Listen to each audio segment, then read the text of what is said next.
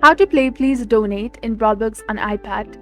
Hello and welcome back to our channel. In this video presentation, I'm going to demonstrate on how to play Please Donate in Roblox on an iPad. The process is straightforward, so follow the steps carefully. First of all, navigate to a group ROM or your favorite browser.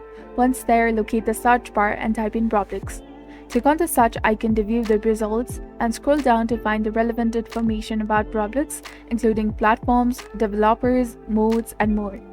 To play Please Donate on your iPad, you can find the game on the Apple Store, download the game and open it, and explore the game's home screen. Familiarize yourself with these features. To access Please Donate, search for it in the search bar and wait for it to load. Click on the Please Donate icon to start playing on your iPad.